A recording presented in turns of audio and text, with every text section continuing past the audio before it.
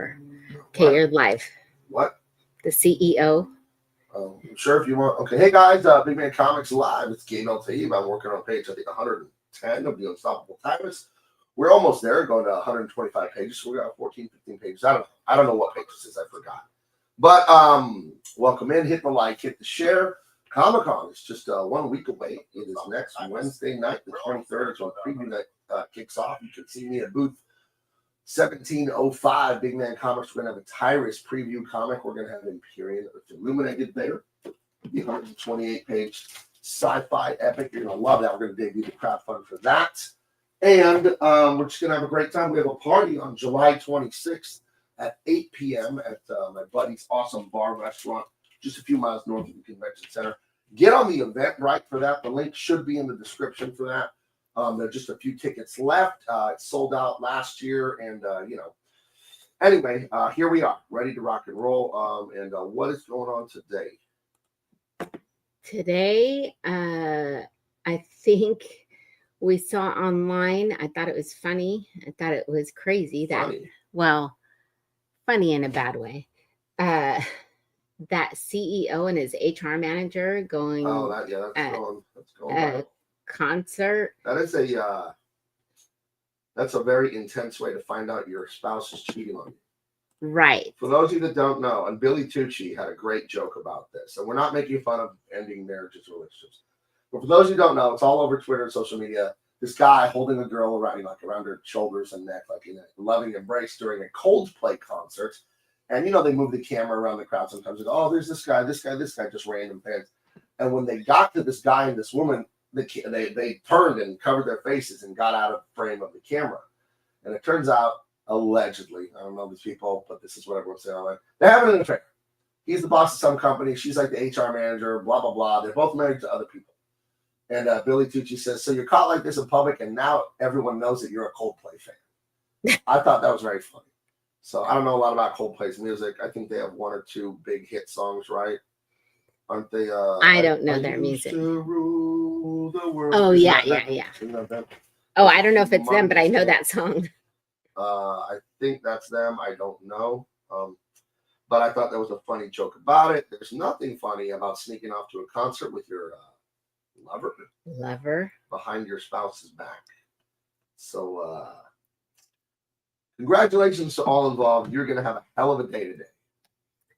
So can you imagine? Not only is this like between the two spouses of the two cheaters, but it's also between the entire company they work for and now the world. Not great. Not great that your cheating spouse has made you and your marriage the butt of jokes. Not great. Right.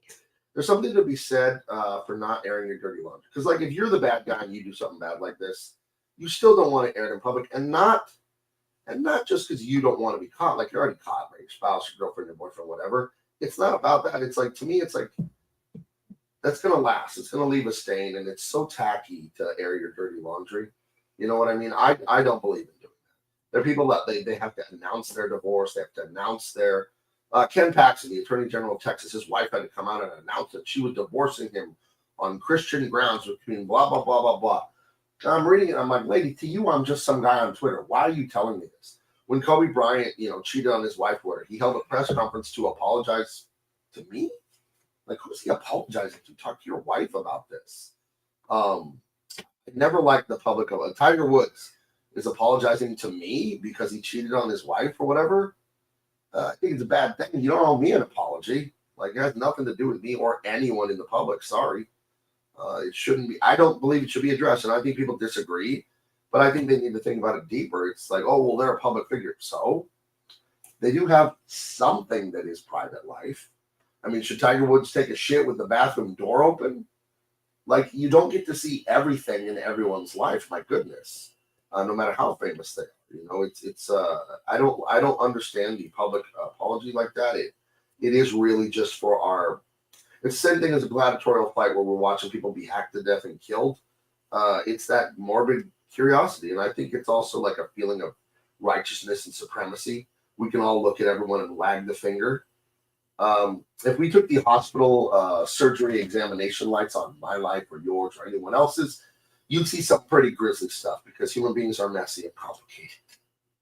So, that's one thing that Christian haters always love to trot out that they're very wrong about scripturally. Hey man, doesn't Jesus say don't judge anyone, dude? Like judge not, lest ye be judged. That is not the Bible telling you not to judge people. That is you having no reading comprehension. It says, judge not, lest ye be judged. The same measure that you judge will be accorded to you. It is just a fair warning saying, go ahead and judge people. But when you do something, you're going to be judged the same way. It's not telling you not to judge. You must judge. You must be judgmental, or else your brain isn't turned on. You cannot see a situation, people, events, or anything and not make a judgment in your head, unless you are quite literally an idiot. Of course you judge everything. But judgment also implies the sentence. So if you're saying, hey, he stole, cut his hands off, and then you cut his hands off, expect the same thing for you when it's your turn. And everyone will get their turn because everyone messes up. So it's just telling you, you know what? If you can be merciful, you should. But the same book, the Bible, also tells you to hate evil. You are commanded to hate evil. Not people, not evil people. Hate evil itself, the action. So well, it's grotesquely amusing, the people caught having their affair.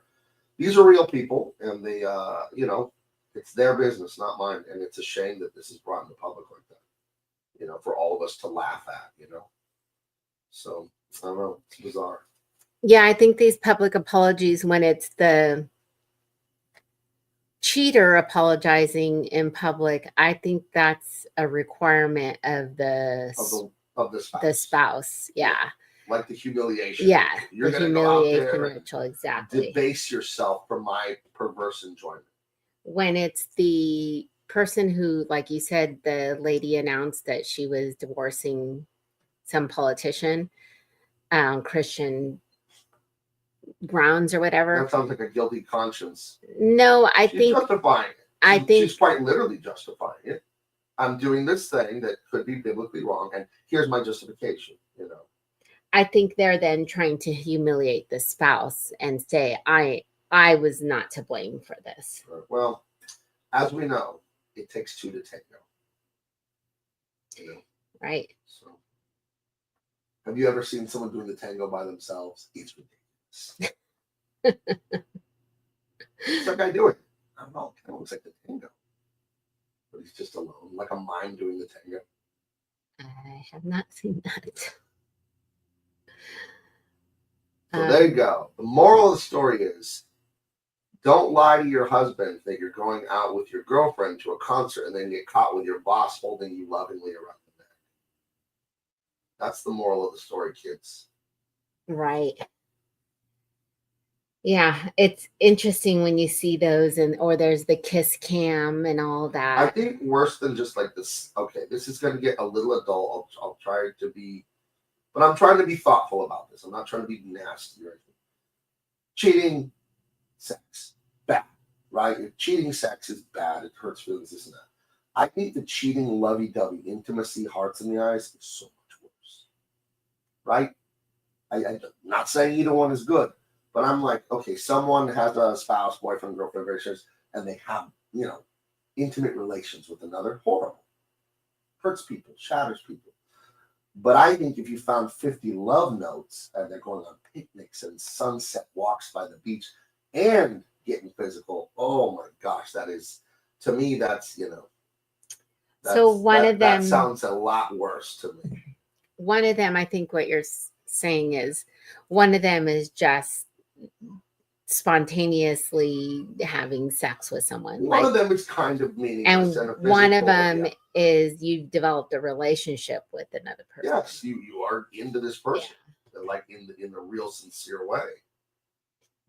That is to me. I don't think there's any coming back from that. Coming back from just the physical would be hard enough, but coming back from like you're in love with someone else, like how do you come back from that? And not even out of stubbornness and spite, but like, well, if you are writing love notes to someone else, you don't want to be with me then. Like, why would I even hope that you would come back if you're doing that with someone else? That's weird, man. So I don't know. Yeah, it's I don't know. I don't know. I pity them. That is, you know, as much as everyone wants to laugh, if you really think about it, holy cow, that's a terrible situation. So, yeah. I don't know. It's kind of crazy, and it's sad that it's world news. yeah, You- that's the worst part. Like for the cheated on spouses, this like ensures they will not go back with the other person because now Right. they've received a public humiliation. Because the site, and it's not true, but the psychological thing is you're getting cheated on because you're not good enough, right? That's what people feel. You know, there's something defective in them, something lacking, inadequate, and then now the whole world is going to see it and laugh about it. It's terrible. So another great day on social media Right. for everyone. Real quick, you got a comment, Grant Rasha. Hello, Grant. Oh, let's see. Grant Rasha says, I'm just on for a minute while helping my family with things. Of course, I smashed the like button and just wanted to say, Predator, get to the chopper. Right. Take care, be safe, and God bless. All right. See you, Grant. Have a good one. I think he's referring to your Instagram story. Yeah, I posted a picture of the Predator crying. And the Predator from the 1987 science fiction smash hit Predator with Arnold Schwarzenegger. He's sitting there crying, said, "No one asked me if I wanted to get to the chopper." Poor Predator. Yeah, he just left him there in the jungle to fight Arnold to the death. And he kills himself. The Predator does? Yes. Well, Arnold basically kills him, but before he can die and bleed to death, he does the little arm computer and punches in a small tactical nuke and blows up much of the jungle and himself, and Arnold barely gets away. Oh, I didn't know that. Yeah. That's interesting. What are you looking forward to? Comic-Con's coming up quick. The Super Bowl of comic books. I think mostly just meet and greet fans. I think that's the big thing for me always. You know, these wonderful, wonderful people that make all of this work. That's what I'm most looking forward to every year. Is and then seeing old friends, colleagues, stuff like that. That's fun too. You know, so. But I don't know. I'm always kind of sad when it's over, and it's a whole other year. I get the same feeling after the Super Bowl.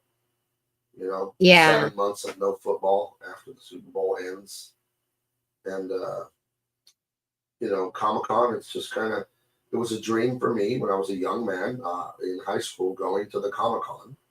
I guess I had just graduated high school and went to the first one, and I made the dreams come true. I would go to the convention center trying to get a job at Marvel or DC or somewhere, and eventually we made it work. You know? So yeah, that was interesting.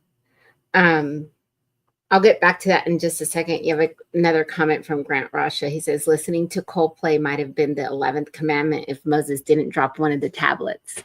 No one can say for sure. He says, in parentheses, it says religious humor, history of the world, part 1. That's true. I think that's the our British friends that you and I don't like. What are they called? Monty Python. I hate to hurt feelings, Grant, but my wife and I can't stand Monty Python. I don't even understand how anyone could like it. But hey, if you like it, good. I felt really bad. Someone lent me the Monty Python movies. Their name was Monty. They loved Monty Python. And our son and myself were all excited, getting ready to sit down. We get like 10 minutes in and turned it off. I just like looked at him and he looked at me. I was like, I can't watch this. It's so unfunny, Monty Python. I don't get it. To me, it's like people. And I know we're like the minority. No, we're right. People who like Monty Python are wrong. They have poor taste in humor. I'm sorry. But it's okay. It doesn't make them bad people. It's like people who love Burger King. It's okay. You can love Taco Bell and Burger King. I'm just not eating I don't know. I I'm feel not like mad. maybe I need to give it a second chance because Never. I was like, It's the worst. so many people love this. It's Like, the what am I worst. not seeing? It's terrible. But Don't you get it? He's taking big steps and walking down the street. No, it's hilarious. He's a genius. It's so dumb. I don't know that I feel like I'm missing something. Don't you get it? He's trying to return the dead parrot to the store. That's the joke. It's awful. It's truly awful. I mean, British humor in general is awful. It's just awful. Yeah, the other Office was bad. The Office. The American Office, one of the greatest TV shows of all time. No idea how it came from the British Office. I can't draw the line from the British Office to the American Office. Those things can't be related. Maybe They're the not close. person who produced the American Office saw the English Office and saw like the bones of a show. No. Impossible. There's nothing between the British Office and American Office that's similar. I love The Office, so I watched the American Office. So I'm like, I need more. Oh, there's a British one. I'll watch that. I got through half an episode. And then, a few months later, I tried before I got through, and then I got through like 2.5 episodes, and then I just never watched it again. It's unwatchable. Unwatchable. Just like not funny. It's so bad. That British humor is the worst. Well, Grant Ross just said it was a Mel Brooks movie. I never liked Monty Python too. Oh, there you go. There you go. I thought you were making some reference to Monty Python. There's the Black Knight in Monty Python. He's having a sword fight, and he gets like his leg cut off. He's like, it's just a flesh wound. Then he gets his arm cut off. Like, it's a flesh wound. Pretty soon he's like a stumpy torso on the ground, like still wants to fight, still thinks he's a badass, and just everything's a flesh wound. And that's the joke. That isn't a joke, guys. That's dumb. That's not how you write jokes. I'll never understand. But again, there's a line at Taco Bell, right? I don't understand that either. It's okay. These aren't bad people. You're not bad because you like something I don't like. It's for me, it's trash. It's like the discourse over last week over this new Superman movie is like fun comic book shop debating. But I've seen some people really get angry. Like 2 or 3 people got really angry at me on Twitter, and I didn't fight with them or say anything mean to them. Although one person said I was a paid shill. That guy told me to fuck off. Right. But he said I was a paid shill. I must have got my check from DC Comics. No, I got plenty of checks from DC Comics for making. Turns out Superman comics. And I liked the 2013 Superman just fine. There's some really dumb things in it that I don't like. Letting his dad die in a tornado is horrible because his dad didn't want him to reveal his secret identity, so he let the tornado eat his dad alive, so nobody would see him say his dad. That's dumb. Right. That's not clever or quirky or great writing. That's stupid writing. And all writers are capable of stupid writing. That's why there's a first draft. And you take some of your ideas that feel neat and interesting, and the first time you write them, then you go to bed and you wake up the next day and you go, oh, that's stupid because of this, and then you throw it in the trash.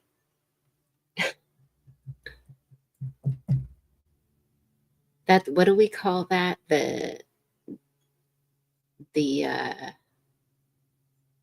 I guess we just call it the bad version. Oh, the dumb version. The dumb version. When my family, we write a lot of jokes. My daughter's a stand-up comedian. I wrote a lot of humor professionally as well. And I got this from the Sklar brothers. They're twin brothers who do great stand-up together. When they talk about joke writing, they go, here's the dumb version. And the dumb version is you just say it to get the concept out on the table in front.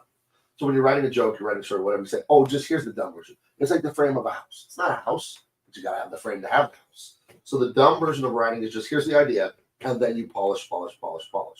So the dumb version is Jonathan Kent, Superman's father. There has to be a big sacrifice to be emotional to show the poignancy of the concept. You could have done that in a better way. Him dying and waving his son off like, oh, don't save me. Everyone will find your identity. That's the dumb version. You got to keep writing. You got to spend a few more days or a few more hours at least on that. Right. Like, I get what you're going for. You didn't do enough work on that. Sorry. Stupid. A son's not going to watch his father die to protect his secret identity. That's stupid. That's bad writing. It's like, oh, but because I saw someone trying to rationalize it, like, but the potential of what Superman could be for the world is so important. If he revealed his secret identity too early when he wasn't ready, then the government will kidnap him and experiment and he'll never be Superman he's supposed to be. So his father was willing to die to shut the fuck up. You could do that exact same concept a better way than letting your father die in front of you when you had every bit of power to save him. Sorry, it's bad writing. The thing about what you just said is he could become the Superman he was supposed to be, because this was written by a person, so you could just write it that way. You could write anything you want, but it does have to make internal logic. It does have to follow. It does, but these are just like what ifs that they're talking about. Okay, well, here's how I write it. He does save his dad. The government does know, whoa, what is this guy? Weird superpower alien. Let's capture him and experiment on him and control him and use him for evil and blah, blah, blah. And he has to fight that off, all while not laser eyeing the U.S. military and government and just killing everyone with his absolute power. He has to show his restraint, what Superman is famous for. Hey, look at that. I just wrote it in 12 seconds, a better version of that story. Right.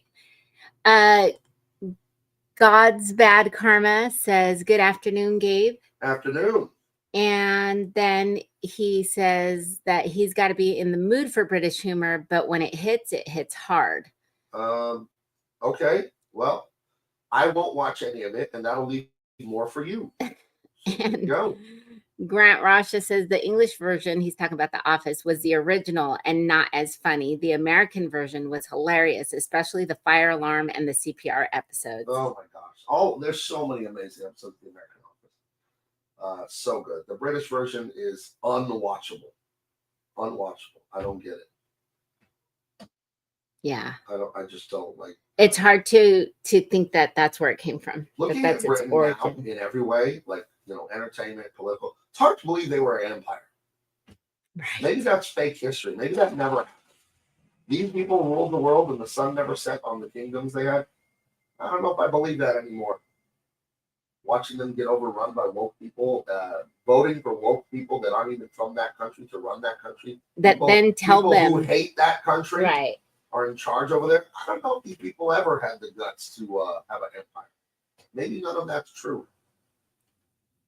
But to ask Matthew Marsden, our formerly British, currently American citizen friend, who is from good old England. Right. But yeah, if you show me the Brits today, their culture, I would tell you these people never ruled a shopping mall, let alone the world. Sorry, my English friends, do better. Stand up for your effing country, jeez. But it's racist to love the country I'm from. Right? It's racist to love your own culture, right? Right. Those people love their culture. That's why they're trying to bring it there. And turn it into their country. And you guys all just nod along. Oh, yeah, look at me. I'm not racist. How many times do you have to fall for that to realize what they're doing to you? Right. It's bad. Whatevs. Not my country. It's a shame, though, because I've always wanted to visit jolly old England. And now I'm like, I want to go, but I want to see England. Yeah, I don't want to see when I go. I don't want it to be whatever the hell it's turning into now. Right. You see those videos about, because obviously this is not just England that's being overrun. Europe. But right. The videos about the pickpocketers. And they're not the native people there that are pickpocketing everyone. That's racist. But it's racist to point out reality. Right. How dare you? How dare I? The Woke Breaker says, hello, all. Hello, Woke Breaker. You broken any woke lately? Right. What if it's just a typo? He's the yolk breaker because he's horrible at making eggs for breakfast. Over easy eggs. Right. He's trying to make them over easy and just breaks the yolk. I don't know what this means in the chat, but there's a crown with the number 1 on somebody, then a crown with the number 2, and a crown now with the they number rank 3. People in your chat. It's like a contest. Who's the leader of the chat? And like who's ever doing the most comments or super chat, sending money, or responding to things. There's like a contest going on in the chat that YouTube created. Everyone's pitted in a game that they didn't know they were in against each other. So if you want to be king of the chat, you know, and as we grow the audience and things, maybe we'll give something away eventually, like, you know. And I have to look into the details of how it works. I don't know if it keeps stats in between shows, if it resets every time we have a broadcast. But if we can motivate people to really get involved, yeah, maybe we can have a giveaway or a discount coupon or a code or something, or, you know, a comic or a T-shirt or something. Maybe we can make it incentivize the behavior beyond the digital crown that will do nothing. Yeah, I've never seen it before, so it just came out like this week or last week. But what is it keeping track of? You're the first person to say something in the chat. You have the most chats. It's like a race, like you Mario Kart. Come to the most streams. No, I'm trying to tell you, it's keeping track during this particular episode of the show of what you're doing. So you can change ranking during the show. You could be number one now, and a minute later, someone has snatched your crown because they sent more super chats or they had more comments or whatever. That's what's going on. They sent me an email about it like a week ago. So interesting. Going back to Comic Cons, and you were saying, you know, when you first started going, you were late teens. How, and I know it has, obviously, but how much has it changed from that time? It's just like it's gotten so much bigger and mainstream. You know, it became very popular after Spider-Man 2, around 2001, 2, 3. I saw it change. I started going in 96. I've been to every one since 1996, except for the year 2000 or 2001. I missed one of those. We were out in Colorado and going to college. But basically, this is my 29th Comic-Con, if we want to just say I didn't skip it. And what it changed into is Hollywood. It really changed into Hollywood there during the Iron Man, Avengers, all that, the peak of that stuff in the late 2010s, you know, into the early 2010s. It really turned into a Hollywood thing. And that was bad. That is bad. Hollywood just comes in and always like locusts in a cornfield. Hollywood just takes what it wants and destroys everything. So I'm glad that has kind of crept back. I don't think the Hollywood stuff will ever go away, but there needs to be a balance of it. Yeah, it's here's a for instance, just showing you the mainstreaming of it. And mainstreaming any art form or anything always waters it down because you'll have to companies think they have to go to the lowest common denominator. But here's a for instance of how different Comic-Con is now.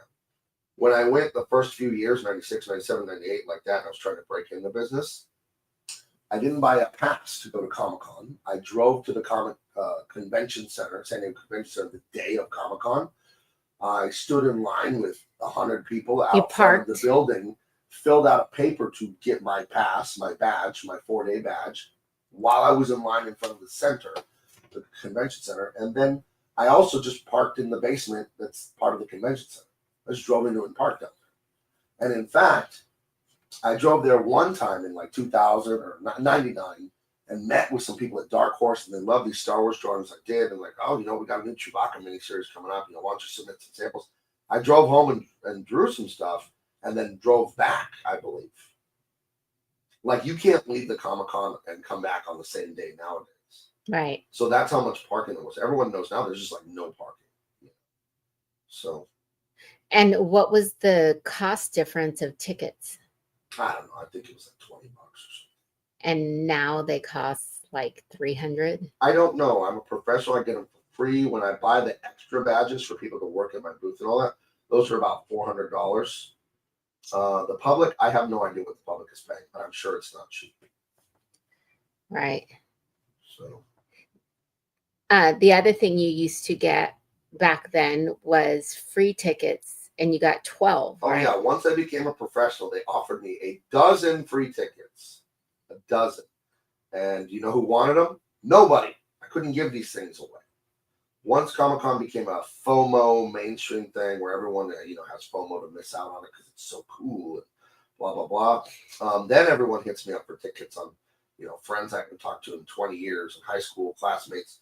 Hey, man, can you get me tickets to Comic-Con? So yeah, they give me one ticket now for free. Include, you know, my ticket, and then I give my wife a ticket, and then everything else I have to buy. You know, so Now that I'm an exhibitor, I get 4 tickets because they give you that many for people to work in your booth.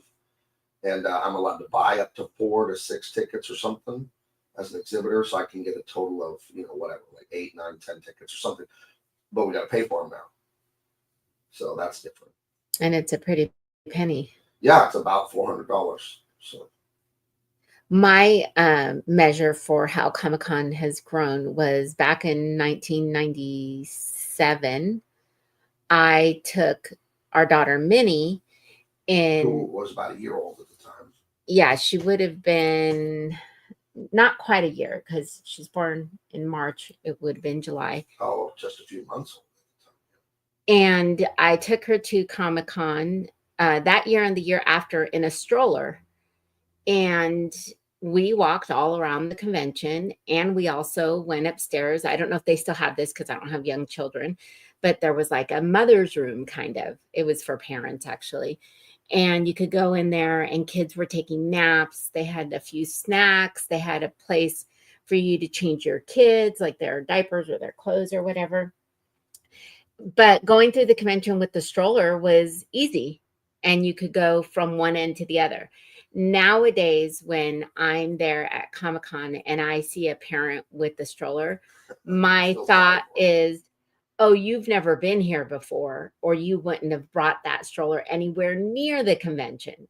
There's no way to push it. You're fighting your way through so many crowds there. It's miserable. And you look at the parents' faces and they look upset and they can't figure out why nobody will move for the stroller.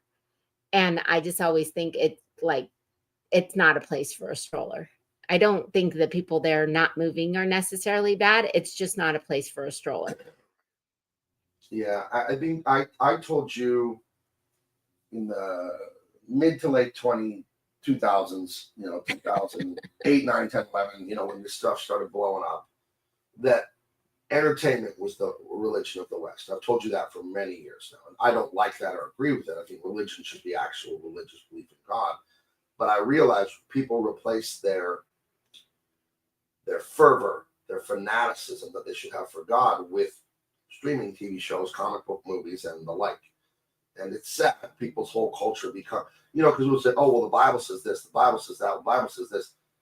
The entertainment religious people, they'll say, well, in Harry Potter, this happened. And they're like basing the morality on that. It's like, whoa. And I do think stories must have good morals in them and all that, but they shouldn't be your baseline. It shouldn't be your focus. And I noticed that right away. And it, it came to bear the fruit that I thought it would. But I've been telling you that for a long time, that entertainment became the religion of the right. West. And it didn't become it in the 2000s. I just noticed it then. I think entertainment has been the religion of the West since after World War II, in the postmodern era. I think that's the defining characteristic of the postmodern era, is people are getting their life/religious philosophy from entertainment. So. Right. I think that's very true. I think we all have a spot in our, I don't know, in our spirits or whatever that is meant for religion, and it's going to get filled by something. Yeah, it's not going to stay empty. The mob seat said, Gabe, please make sure you sell to, sorry, sure. It's written wrong, but it's to sell your wife a ticket with at least a 10% friends and family discount. Oh, are we friends? Well, it's friends and family. So, yeah. We don't have to be friends. No, we don't, but I'd like to be. Diesel said, Oh, hey. Ready for the Raiders to have another failure of the season? The Raider way is maybe next year. That's the Raiders slogan. Poor Diesel. Hey, the Raiders won some Super Bowls in the last millennium. Previous millennium, they won some Super Bowls. Oh, there you go. The mob seat says, I would have loved to go to a Comic-Con before I lost interest in mainstream comics. I've never really gone to a Comic-Con as a fan. I don't know what that's like. Even when I wasn't a comics professional, I was going and applying for a job. the way it worked in the non-internet era was you got a job at Marvel and DC two ways. You went to a convention and sat in line for hours. I sat in line for 6 hours to talk to Ralph Macchio, not the Karate Kid, the Spider-Man editor who worked at Marvel for decades. I sat in line for 6 hours to show him samples that I have drawn, and he liked them, but he didn't hire me. And you get their name, you get their address, and then you mail them samples. And I mailed samples to Marvel, DC, Dark Horse, Image, Wildstorm, everyone once a week. I would draw 4 pages a week and mail that to them and get rejection letters once a week. It was like on a typing thing, you know? And that's how you did it. You went to conventions and sat there, you brought your portfolio, or you would mail them, or both. And you don't do it that way anymore. I don't know how people get into comics now. I don't know. It must be from like displaying your social media and then like friending people on social media and then like, hey, look at his drawings, and oh, I'm friends with this artist and this writer, and they introduced me to this editor digitally. I think it all is happening on social media.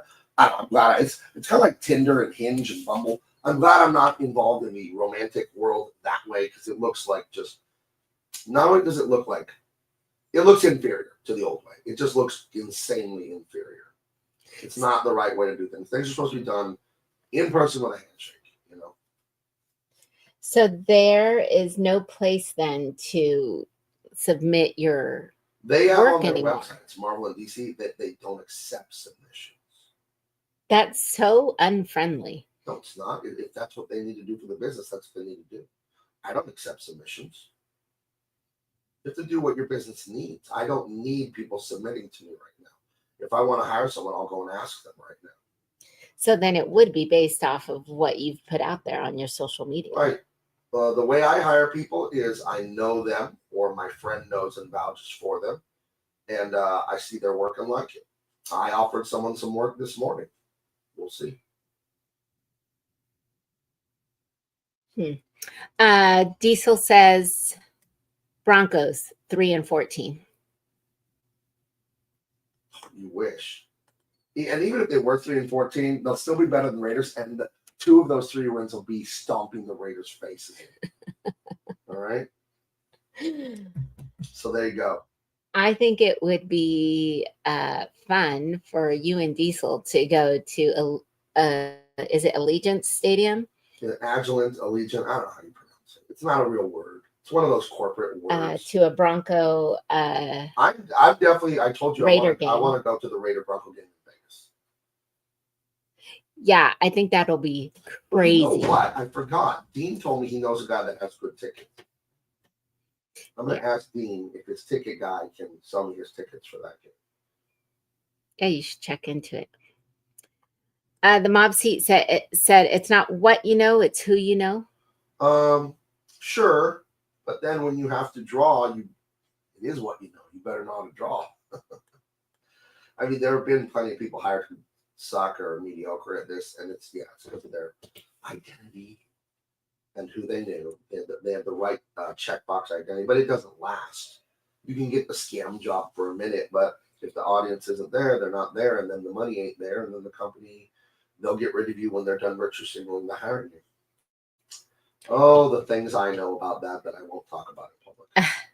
Oh, the things that I know. Right. It's let's move on.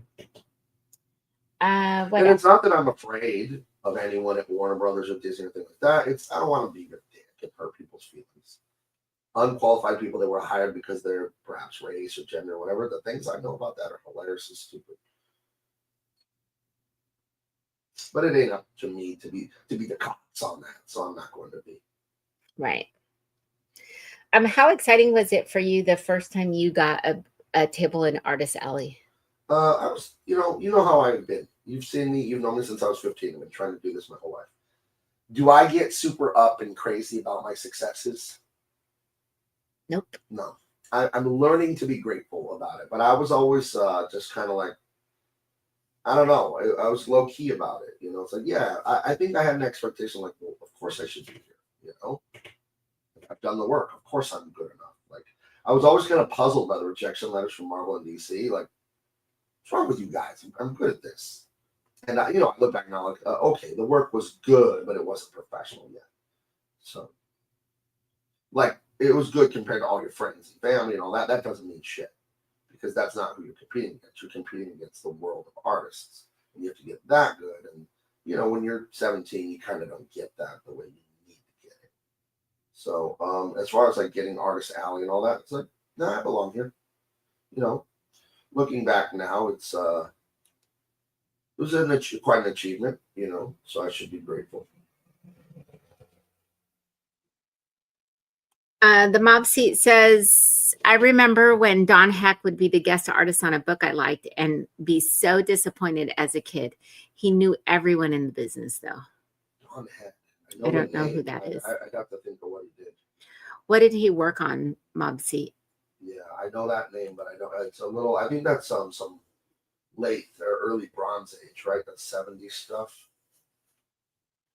What are some of your favorite memories from being in an Artist Alley? Because you haven't been there for, I think, 3 or 4 years now. It's just meeting fans. That's fun. I remember that one kid. I don't remember his name, but he started showing me his artwork when he was like 11 or 12, and it was looked like 11 or 12 artwork. But I would always encourage him, and he would come back every year to Artist Alley. Yep. And then like 3 years ago, he messaged me on Facebook, and he told me he just got hired. I guess it's Disney now, by Fox Animation to be one of the animators on The Simpsons. Yeah. And he was in his early 20s. And I was like, that's fantastic. I said, I told you. Because he would get better every year and show me these little drawings. I said, yeah, you just got to stick with it. And he stuck with it. And there you go. That is the secret sauce, people, that the difference between people who succeed and don't succeed is typically one factor. It's not quitting. If you just do something long enough, something will happen. Let's do a thought experiment.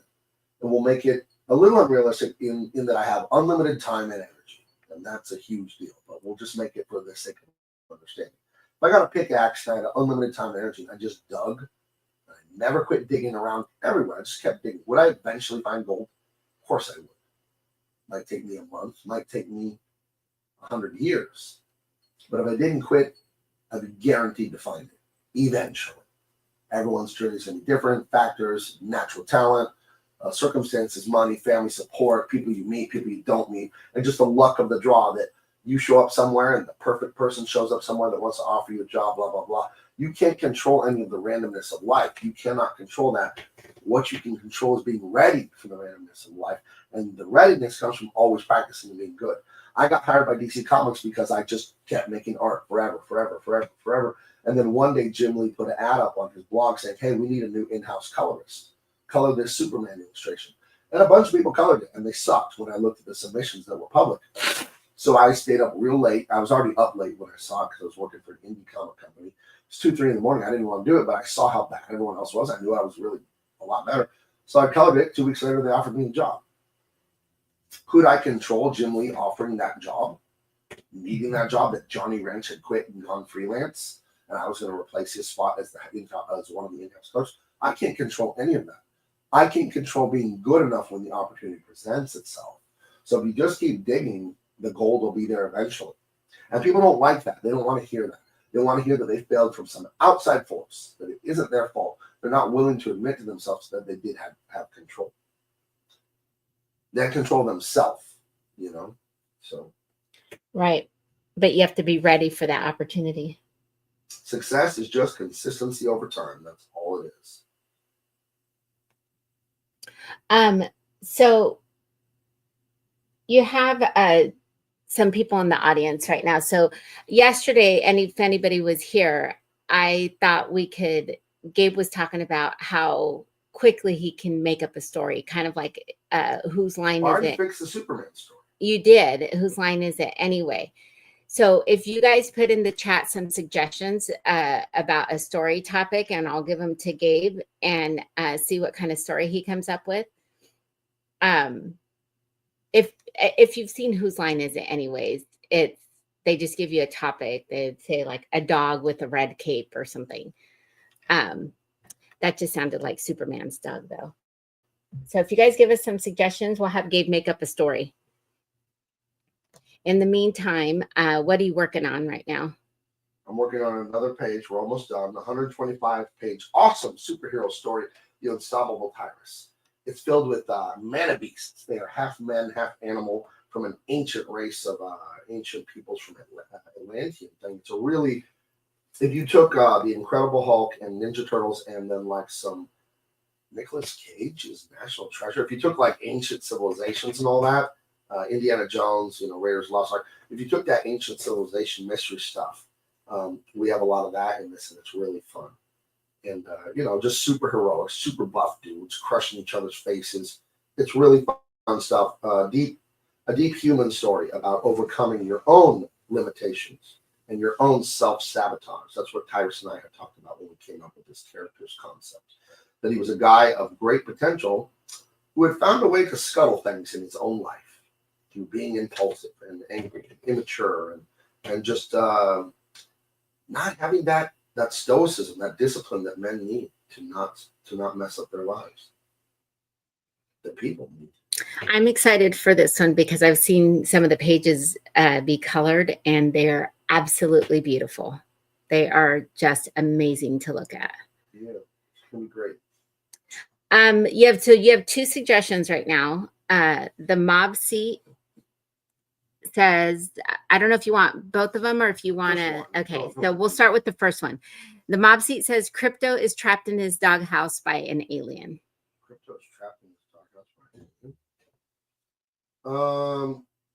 So Crypto gets trapped in his doghouse by an alien, and it seems like Superman goes to fix it, right? But then when he finds out when he's about to get him out of the doghouse with the alien, he realizes that this alien is kind of like a snail, like those little crabs that go around the beach that get different shells and different things, and it has this psychic connection to homes. So it has to be like in a home to survive. So when he goes to try to take it out of the doghouse or whatever, it's going to kill this alien who's actually a peaceful thing running from some other things that want to kill him.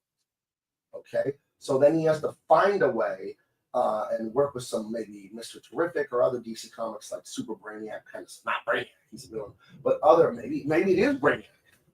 And then he has to work with some really scientific people to find out how to extricate this thing out of the doghouse without killing it. So we always see Superman that has the ultimate power to just rip this thing open and save it, but then save his dog, but then realize if he does that, he'll kill this poor thing. But at first he's ready to do it, and then we find out. So then, but we're racing the clock, because if he doesn't get Crypto out of there soon enough, this thing will absorb Crypto into its own consciousness. There you go. I made that up as I was saying it. So I'm telling you, that is a gift from God. I don't have to work to do that. I can just make stories up. I love it. Okay, we got another one. Hardy Harmonica says the mysterious disappearance of PB&J. Oh, PB&J. So it turns out at the Daily Planet, we'll stick with Superman, someone is stealing everyone's lunch. You know what I mean? People go, Perry White goes to eat his lunch, and he loves the sandwiches his wife makes. And his sandwich is gone a few times. And he tries to set up maybe some security cameras and stuff like that. Like, who is it? Because is there anything more annoying than, I know people that think it's fun to eat lunch out of the fridge. That's a violation. Like, dude, you don't eat people's lunch. I remember at Wildstorm, I found some hot chocolate in the cupboard, and we had a cupboard there at Wildstorm that was like community stuff. It was salt and pepper and a couple different ingredients you could add to your food. I think there was ketchup. There was things that everyone can use. And I found hot cocoa in there one day and made it. And dude, it wasn't community hot cocoa. It was someone else. And I apologized and offered to replace. I had no idea. So anyways, someone is stealing the PB&J from Perry White's, from his lunchbox at the Daily Planet. And what you find out is it's a disgruntled Jimmy Olsen. Jimmy Olsen is very upset. He feels like he isn't getting credit for what he needs for taking those photos, because he's the photographer, he's the friend of Superman and all. And in the new movie, he's a ladies' man, which I find is hilarious. And what is the motivation? Why is he stealing the sandwiches? He's do I want to go with like the little, like the sad, the Lifetime original movie angle? Because that's my first impulse. Like, oh, it turns out he's stealing the sandwiches to help someone. Why is he stealing the sandwiches? Oh, he's stealing the sandwiches because he's got a source. It's an interdimensional source, right? It's some sort of being from another time or place or planet or whatever, and it's giving him some info on some stuff that's going to help Superman stop some things and help him get a new news story. but it craves peanut butter and jelly sandwiches, which are outlawed in its dimension. So, and it can't get it itself for whatever reason. We'd have to come up with that. But if Jimmy Olsen bribes this thing with peanut butter and jelly sandwiches, then he can get the information he needs. And he ends up getting caught because it gets out of hand, because this creature, this thing that craves the peanut butter and jelly, it finds out that it can just get it itself from the supermarket or whatever. So it just starts rampaging the town and destroying everything. And the Justice League has to be called in, because what we find out is that it's kind of like Popeye and the spinach. This thing is super powered by peanut butter and jelly, but only by crunchy peanut butter, not by creamy peanut butter, because creamy peanut butter is for wimps. And it goes crazy, and like a Black Lives Matter riot, burning down the city, attacking all the grocery stores, and stealing everything. And the entire Justice League has to come in and stop this thing. So there you go. All right. More of a comedic one, but stealing peanut butter and jelly sandwiches is a comedic premise. The Mob Seat sent you a super chat for $5. There you go. I think for telling his story. And then I've got another. Thank you, Mopsy. I really appreciate it. And we'll say thank you. But that is something, storytelling, that's just something I've always been able to do. And again, that's just genetic. That's just how God made me. My brain just works that way with language. In improv, they teach you about this concept that is natural to me that I didn't know was a learned thing. It's called yes and. So whatever you say, we're going to do an improv comedy skit. That's why Jericho and I do so good on the improv comedy on Double Impact, because he has the same sort of mental gift of improv. And yes and just means whatever you say, I agree with it and I enhance it. The death of improv comedy is saying, no, it's this. Oh, that's the most selfish, stupid thing people do when you're trying to do a comedy bit together. It's yes. Like whatever I say, you have to say yes, and just make it even worse, even funnier, even more over the top. And whatever you say, I have to say yes to it. Okay, let's say thank you to the Mob Seat. All right. Shake, shake, shake. Shake, shake, shake. Shake your booty. Shake your booty. And we have one more, but first I'm going to take the Mob Seat's comment. He's about your Jimmy Olsen story. He said, or the theft of the sandwich is a hidden signal from Jimmy Olsen to signal that he's been possessed by an alien who doesn't understand the subtle clue. Subtle clue. I said subtle. It's spelled subtle. Nobody knows where that T came from, or that B is subtle, but it is there. Subtle. Well, you're not even saying T either. You're saying D. Subtle. I guess it's a dental D. It's a dental D. Yes, it's that DT. Yeah. Okay, and we have another concept here. All right. Achilles Jones says a group of unknown heroes hidden by mysterious veil in space goes out to save citizens of different planets from tyrants and bullies. Okay. And bullies? That's what he said.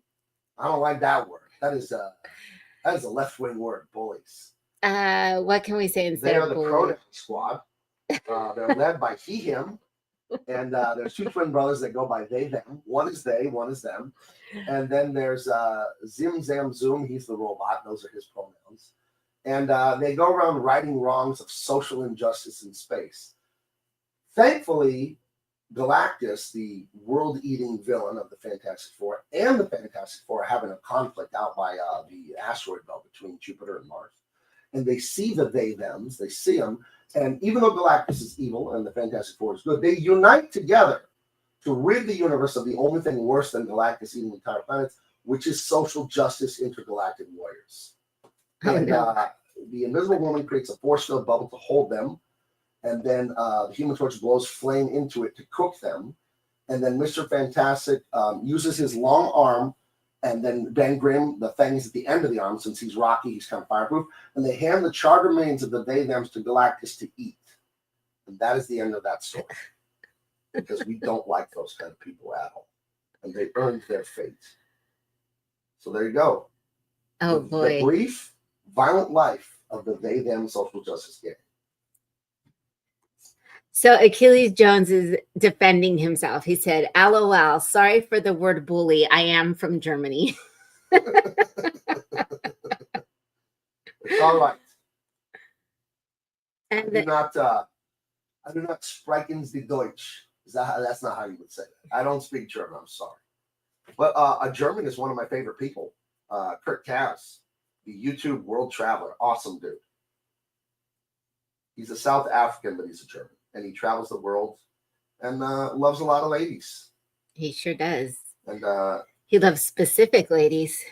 I wonder if I would be like him if I were young and single right now, traveling the world. To wonder. He's a bulldog with the Latinas, is what he said. I can relate. I felt that. And they all love him. So I can relate. It's mutual. Yeah, I can relate. So Tanzanite Rocks Andrew Coda says, are there books or audio tapes you recommend to help get into the habit of adding to the conversation and not being contradictory?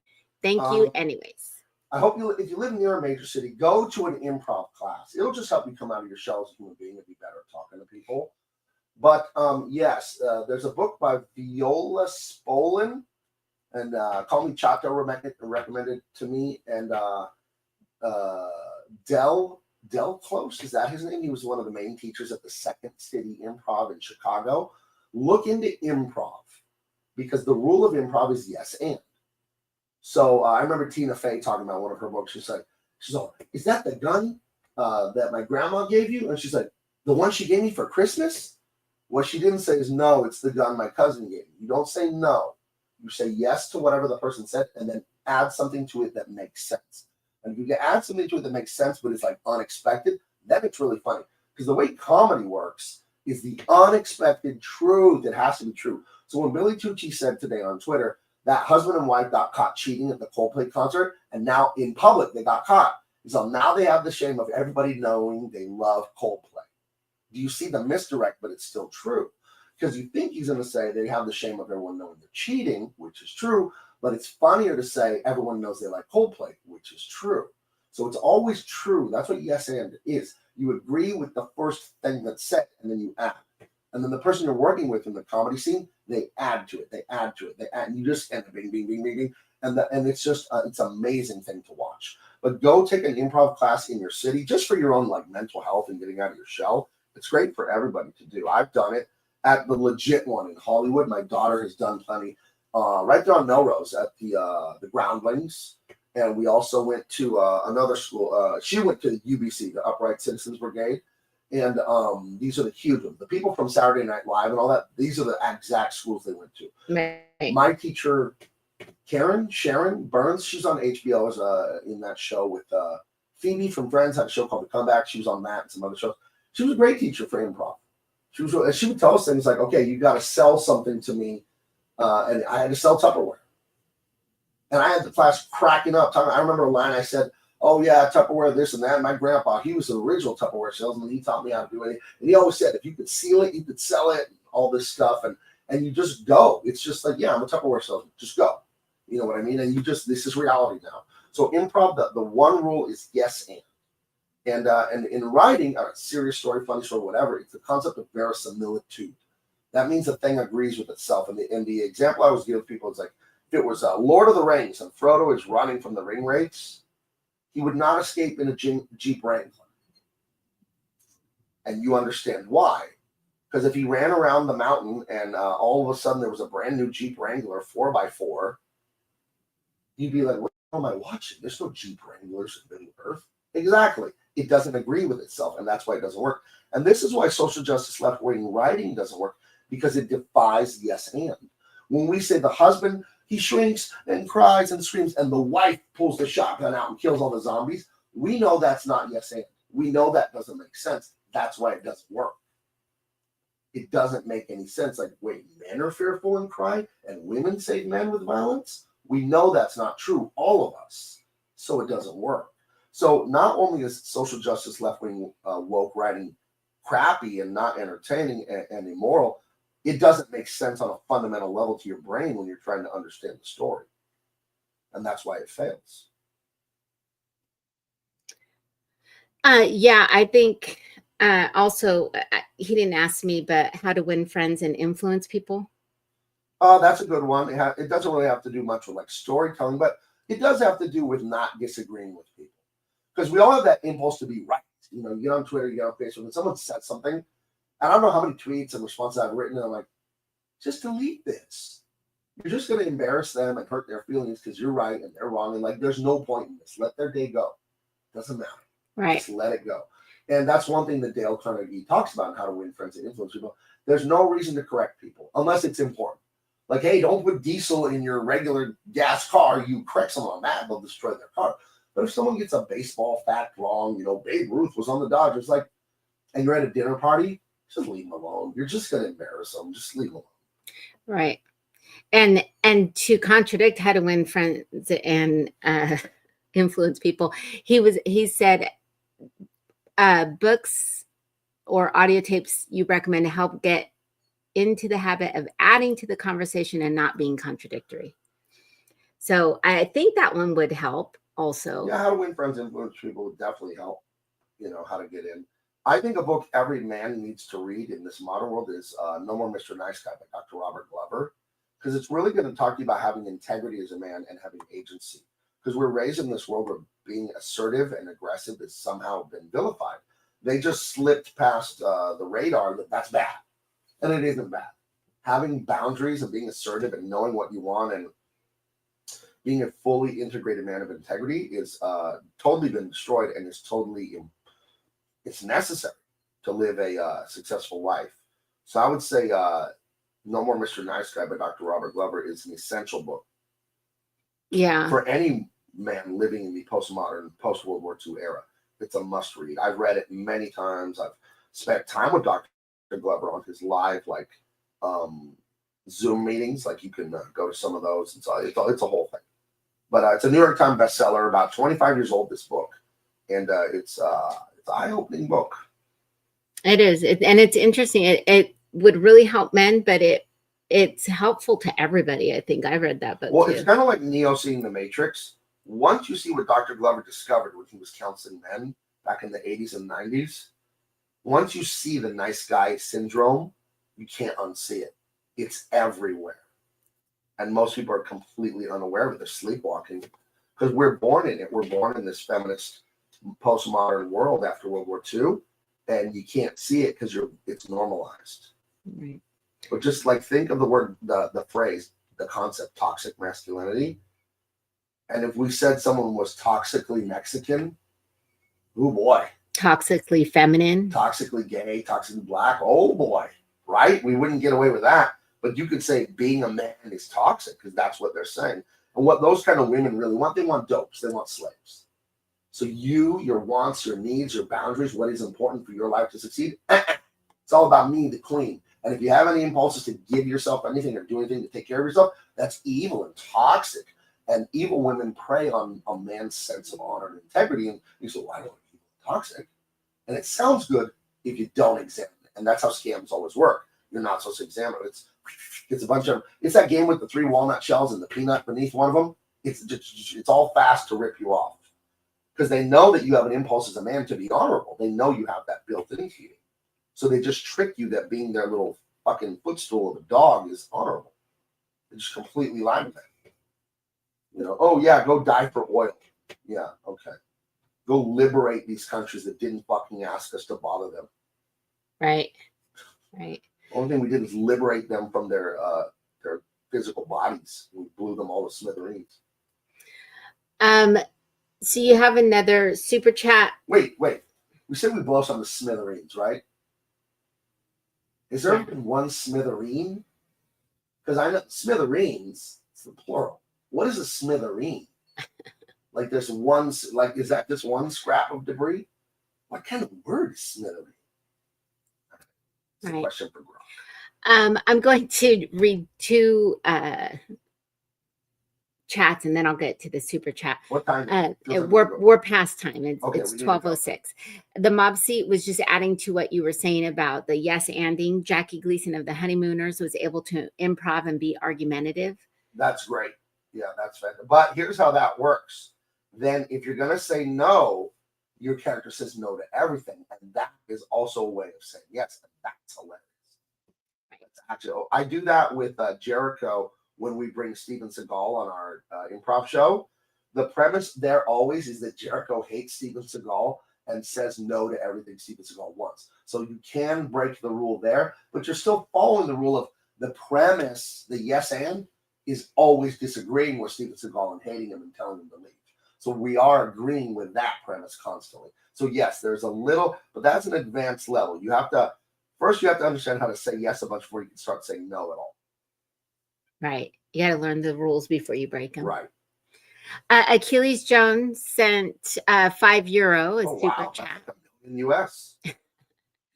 He says there are websites like Behance or Gumroad where you can display and even sell your creative work online. Isn't it the best time to be independent? Yes. Yes, I'm thankful for all who came before me to set up all these great things, to create comic books, to create the internet, to create all Gumroad, YouTube, Twitter, all these things we complain about. Well, what would I be doing without them? You know, you just gave me money through YouTube. I didn't make YouTube. Someone made it for me. That's awesome.